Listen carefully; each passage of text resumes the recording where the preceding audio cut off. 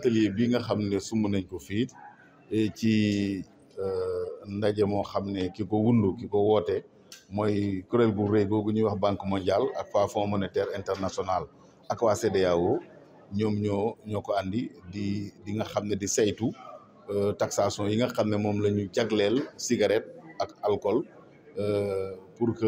xale yi nga xam ne ñoo ne ci réew mi di fi dund ñu mun leen a aar mën leen a yiir ba nga xam ne njëgu cigarette bi du ñoŋ trop ba nga xam ne ku jóg rek mën koo fàggu wala njëgu alcool bi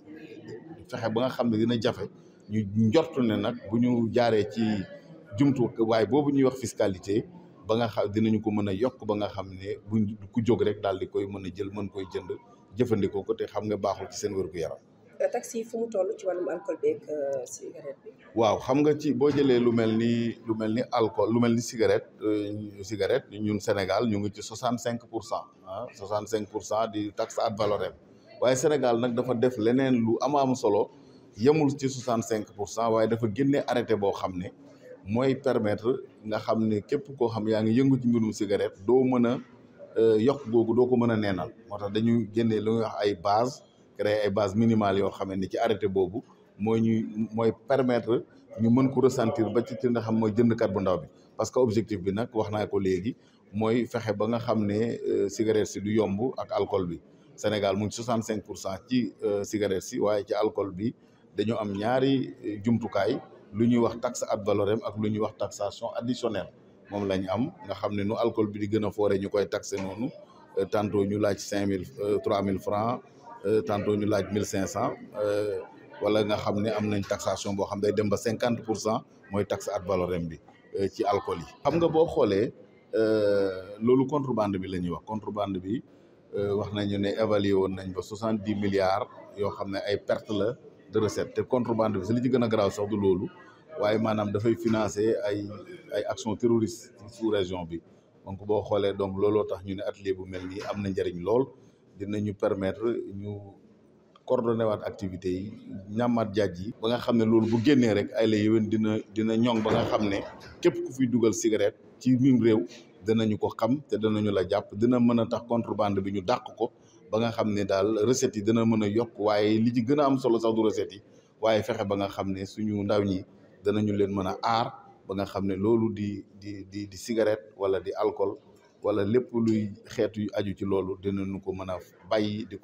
ko jëfandikoo nga xam ne nañ seen wér-gu-yaram dina mën a ñoŋ loolu mooy li nga xam ne moom lañ ci jublu. C'est un projet qui est débutant et vous devez savoir que la CEDEAO et l'UEMOA en cette matière là travaille pour la protection de la CEDEAO. Donc nous avons apprécié cette initiative de la Banque mondiale qui nous permettront, j'en suis certain, les prochains mois et les prochaines années et d'avoir des directives, sinon en tout cas améliorer notre architecture réglementaire régionale de manière à donner des instruments aux États qui puissent les permettre de combattre les produits qui sont nocifs pour la santé, et des produits qui sont nocifs pour la consommation et faire en sorte que nos populations puissent consommer de manière saine un certain nombre de produits et aussi diminuer les cas de maladies qui sont issus de la consommation de ces produits. Donc c'est un projet débutant et nous saluons que maintenant la Banque mondiale, le FMI et d'autres partenaires, notamment l'OMS, qui s'intéressent à cette problématique qui est une problématique assez sérieuse, notamment pour notre jeunesse dans la région. Vous savez bien que les jeunes constituent à peu près de 70% de la population dans la zone CEDEAO. Donc il est important pour les autorités de veiller à ce que cette jeunesse puisse se promouvoir dans la santé, puisse consommer des produits qui sont vraiment utiles et pour leur corps et pour le développement de notre région. Vous savez, dans le monde, les chiffres que nous avons, c'est des chiffres qui sont fournis par l'OMS et qui disent qu'à peu près 8 millions de personnes meurent du tabac chaque année dans le monde. Et à peu près, les pertes économiques sont estimées à près de 1,4 milliard de dollars. Alors, l'essentiel de ces pertes-là sont constatées dans les pays sous-développés. Vous savez bien que notre zone, c'est des pays sous-développés avec une forte jeunesse. Donc, il y a beaucoup de maladies,